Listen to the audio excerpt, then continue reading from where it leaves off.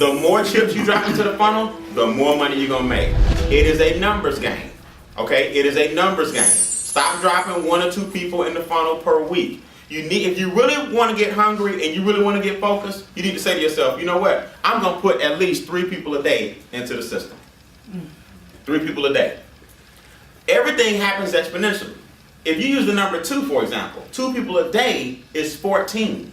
14 people a week just being introduced by you. Let's cut 4 of them off. They're not interested. Let's take it down to 10. 10 people a week for a month is 40 people going into the funnel. Some of y'all sitting around here struggling getting 2 people. It's because you've only talked to 2 people.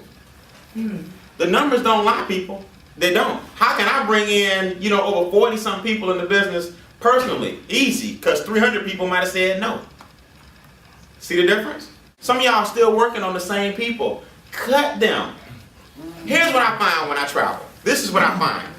People are always asking me for solutions to handle certain behaviors. I don't have them. My solution is you find people that will deal with your behavior. Do you see the difference? Yes. Brian, how do I handle a person who just doesn't see it? What do you say to a person who's just too busy? What about my brother who just won't take it? See, you're asking me for solutions to other people's issues. My solution is you find people who want to deal with your issues. See, you flip it. So stop stressing yourself trying to figure out the ideal way to conquer all. There's no such thing. You drop everybody in and deal with who comes what. That's it. That's why I stay so stress-free. Because if you don't see it, I don't worry about how to get you to see it. I just find somebody who will. It's a simple sorting process. Like, people always say, relationships are tough. Man, they're hard. It's really not when 2 of y'all compatible. It's when you trying to make him something he ain't never been, and when you trying to make her something that she's not. That's when it's tough. You trying to make him like your ex. That's not your ex. You want him that bad, go get your ex. It's funny how we were in dating and marriage and stuff, we understand compatibility, evenly yoked and all this, but in business, we try to make somebody something that they just flat not. You only looking for 2 kinds of people, guys. People who are hungry and people who are looking. You might want to write that down. You're only looking for 2 kinds of people. People who are hungry and people who are looking. You'll know people that are hungry and people who are looking because they track you down. Hey, I'm ready. I got paid Friday. See, you shouldn't have to call people. You told me you're getting paid Friday. Hey, I got paid. Remember I told you I'm ready to get in. You'll know they will stick out like a sore thumb when they're ready to sign up. You'll know because they'll be contacting you. Hey, when's that conference call? Hey, is that conference call tonight? I got some people I'm trying to put on it. Do you remember how you felt when you got in? Did we twist your wrist? No. Do we have to beg you to get in? Did we bug you to get paid? No. You're looking for people who make you feel good. You're looking for people who remind you of you. All right. But what do? We get in and all of a sudden we want to pull everybody up and become some kind of savior. Exactly. Some kind of magician who they just don't see it. Look, it's not for them at that time. You got to deal with them later. Right now, see, when you broke and the bill's behind and you hungry, you don't have time for people that don't want to come to slow you down. Because they will. They'll slow you down, man. You got to keep going. I'm going to give you some techniques. Okay? Some techniques. The number one thing when you are starting your company or your organization, your business, the number one thing you need is people. The number one thing you need to master is piquing interest. You got to be really good at it. And I'm going to be honest with you, you got to have fun with it.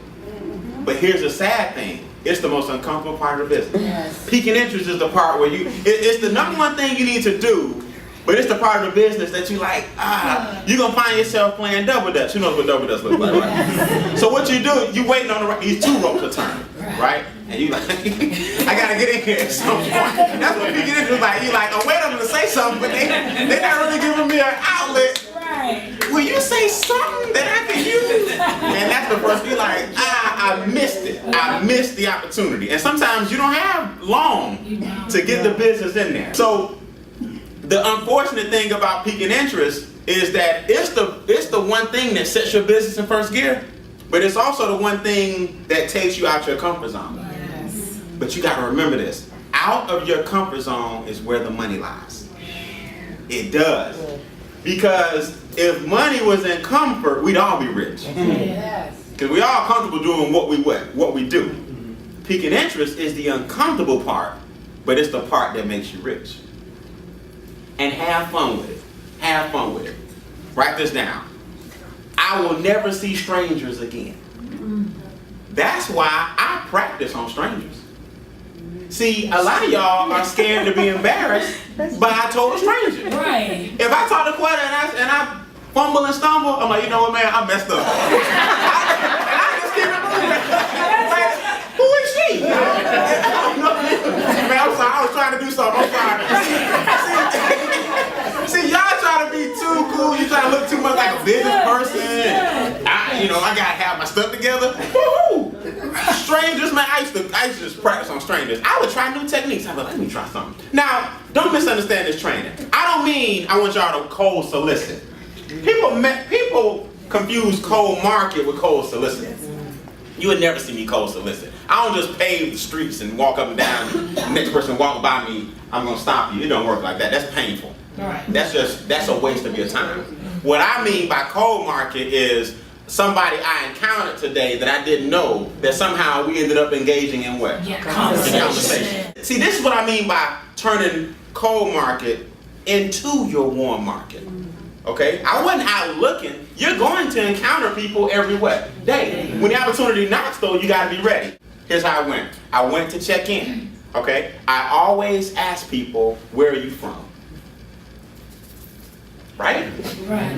Y'all don't forget, where are you from? That's a major pique interest. Because wherever they're from, you looking for people where they're from. That's right. See, piquing interest is asking questions so that you can provide the what? The answer. I went in. Now here's the key. When you encounter people, you must take over the situation immediately. Because if you get trapped into what I call everyday dialogue, you'll be now you caught up. Oh, we talking about the same old mess. See, what I do, I make this the conversation the minute we encounter each other. So I went up to the counter, always smile. Very few people get a smile. It's true. They always looking for that rude, irate. I walked in, I said, man, where you from? She said, here. But I lived in Atlanta for 7 years. Wow. I said, ding! Now, here's where professionals and amateurs differ. Some of y'all would right then, you would have started piquing interest. See, I'm gonna be at the hotel at least 3 what? 3 days. I got a young lady downstairs from Atlanta. I said, what brought you back to Virginia? She said, I was just in school at Morris Brown. I went to Morehouse. Ding! So now we got this AU Center in common. We got Atlanta in common. I said, where'd you grow up? I'm just asking what? Questions. She said, College Park. I grew up in College Park. Wow. I said, where in College Park? Old National? She said, Old National. Gabby Road. I said, I grew up. So, see, I'm just what? Gathering. Gathering. Now, the next morning, when I walked in the lobby, she like, hey, Mr. Bean, now we friends. See, network marketing is about building relationships. See, some of y'all trying to peak within the first encounter. Yes. Oh, let me tell you. Go in my room, I'm going to check in. I'm going to come right back when I come back down here. And you just, people, they don't even know you yet. They don't know you. You soliciting. In their mind, you just another guest. But now, every time I come through the lobby, I say, hey, I got something for you. See, if I hit you with it now, you're going to ask me a bunch of questions. Right. I'm going to hit you with it on my way out the door, then I'm going to get you in touch with somebody local for you to see it in a more comfortable environment. This is the thing, guys. Piquing interest is something that you have fun with. So now I'm thinking about my next step, my next approach. Here's something a lot of people don't understand. Even if I don't get her number, this is a trick question. if I don't get her number, do I have her number? Yes. How? The hotel. I know she works. See what I'm saying? So I may never ask for the number. I may get to Atlanta and call. But I may take a quick look at her name. I'm a gentleman. We were both from College Park. I went to Morehouse. Yeah, Mr. Bean, I remember you. Hey, listen, I know you're at work. Give me your cell number and I'll give you a call. In fact, give me your email. I want to shoot you a link. Got her. See, some of y'all try to do it. What I'm trying to say is, some of y'all try to do it too soon, too fast. You got to turn cold market into lukewarm by building what? Relationships. So when you go to a restaurant, don't get the waitress number. Think about it. Does she have to come back? She gonna come. She gonna seat you. She gonna bring some water. She gonna check on you a few times. Start massaging the relationship before we leave within an hour. Stop trying to do it the first encounter. Wow. Piquing interest is an art form where you have to reel people in over what? Time. Now, don't confuse this. I'm not saying take your time. Be energetic, be excited, be enthusiastic about continuing to what? Pique interest. I'm not saying that. Brian said do it slow, so I'm going to work on her all week. Right. No, I didn't say that. I'm saying some of y'all think you got to have all your ducks right then, and you don't. Right. Sometimes I'll pique interest having said nothing at all. Give you an example. If I'm on an airplane, right? Now the name of the game in piquing interest is get in and get what? Out. If you get in and you stay, they're going to start asking you questions. You're not going to be prepared for that because you knew. So if I'm on a plane, I don't even pique your interest when we first sit down because now the only way for me to get out is to die. I gotta, for you to stop asking me questions, I got to jump. So what I'll do, I always say the same thing. See, after a while, you get comfortable, but you gotta practice. When I sit down on the airplane, which I'm always on, I ask the person the same question. Are you headed home or leaving home? They love to tell. Damn, I'm going home to visit my grandbabies. Ding, she got grandchildren. How many you got? Little boy, little girl, they pulling out pictures. Ding. Oh, she loves them. I'm just like, ooh, this gonna be good. But see, now we're flying. So I got another hour and a half before I gotta tell you what I do. Right. See, what I'm saying is you gotta learn how to listen. Yeah. Stop talking. Just listen. Pause. How old are your grandchildren? Oh, she's 4, she's 6.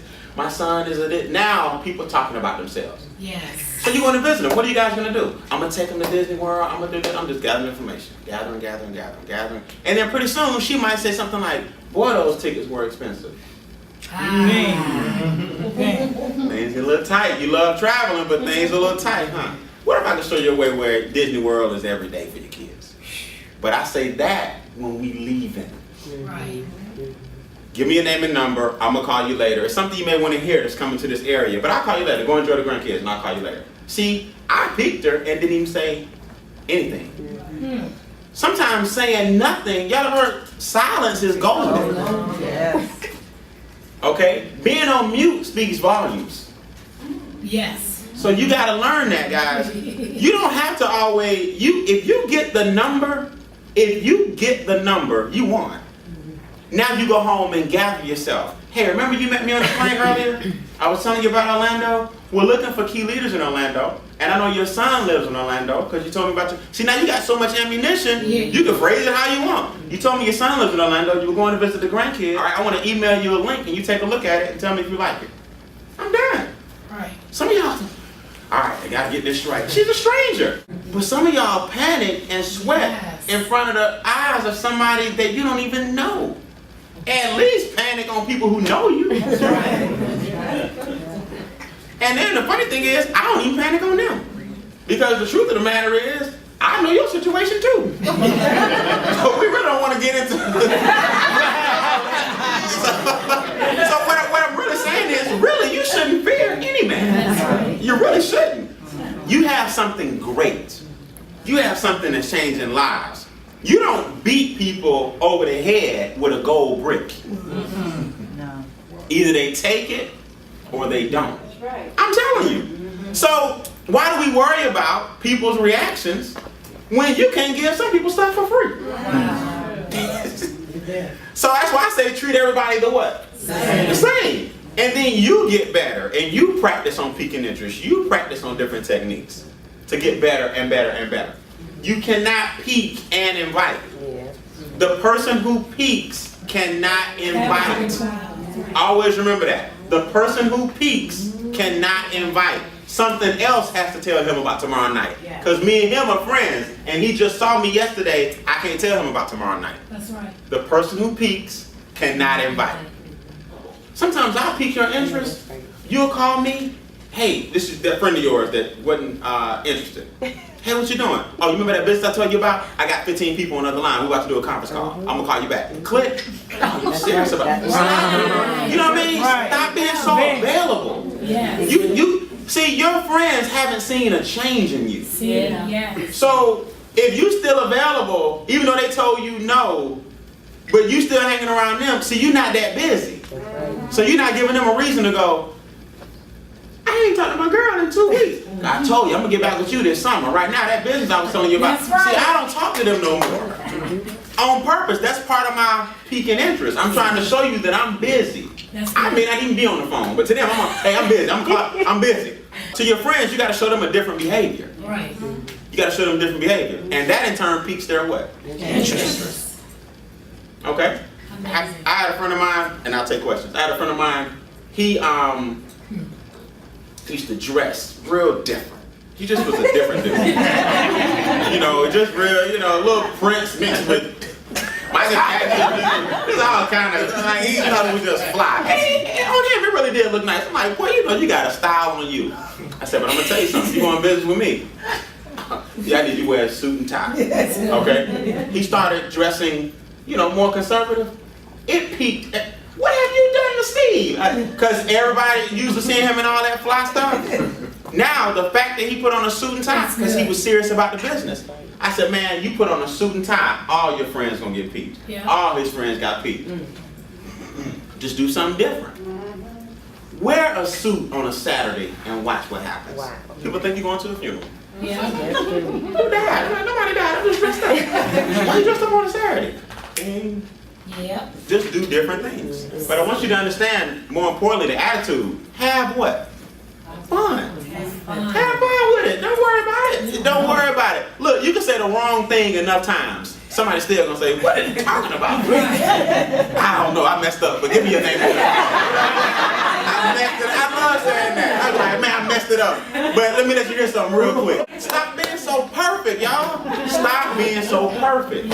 It is in your trying to be perfect that people are now looking for your imperfections. Yes. But when you go ahead and act imperfect, people go, man, this is, you know, you look more human. This is called talk through people, not to people. If you learn how to talk through people and not to people, it relieves you of all your nervous anxiety. It really does. Here's how. Are y'all ready? Yes. Are y'all sure? Yes. Have I lost y'all? No. Okay, here's how you talk through people. All of us have 3 types of friends. Reds, greens, and blues. Greens are people who look up to you.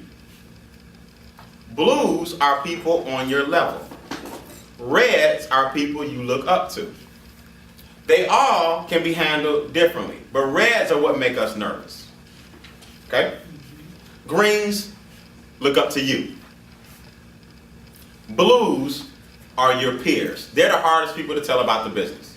And reds you look up to. Those are the most difficult people to tell because you got this little fear of pastor so-and-so, deacon so-and-so, doctor so-and-so, attorney so-and-so, engineer so-and-so. So you get nervous when you talk to reds for whatever reason.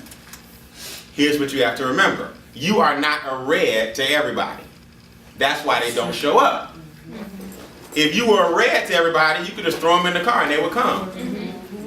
Everybody got it? So what you have to remember is reds will introduce you to other reds. So you have to recruit up. Most of you guys recruit down. You just recruit greens. All you do is recruit greens. People who look up to you. You got to learn how to go get reds. Because here's the thing, and pay close attention to this. Reds have blues. Because a blue is somebody on their what? Level. But A red's blues are more what for you? Reds. Because he's going to get his peer circle. But to all of his peers, they reds. To you. But he has people who are red to him. So even people that this blue, or this red, I'm sorry, people who look up to him are his greens. Those are your blues. Yeah. See what I mean? See, when you recruit up, it broadens the color spectrum.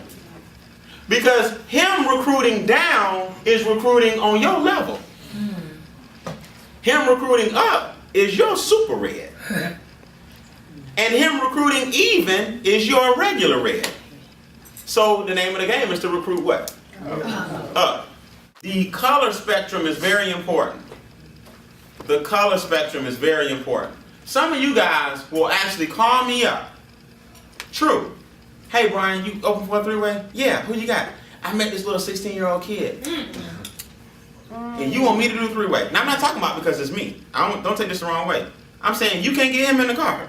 Right. You bring his butt to the meeting, he's 16. You know, you're doing three-ways with all these greens. Bring me some reds, bring me some blues. The three-way call is really designed for your blues. Because those are the hardest people to get to see what you would see. I got it. I'm going to tell you guys something. That one, this is the problem with a lot of you guys. You try to make piquing interest make sense. See, when you're hungry and you want to get off your job or change your situation or whatever your why is, stop waiting on it to make sense. You win as long as you what? As long as the person says what? Yes. But what you think you need is some smooth, methodical approach. And that's your problem. Paralysis analysis. You keep waiting on perfect storms. There's no such thing. Just pique the person's interest, people. So what do you do after we pique them? What's next in the process? A three-way what? Call. Here's the rule. The person who piques cannot invite. The person who piques cannot invite. Everybody got it? Yes. If you pique, you can't invite. Something else must invite. So before I go, I want to make sure everybody knows how to conduct three-ways.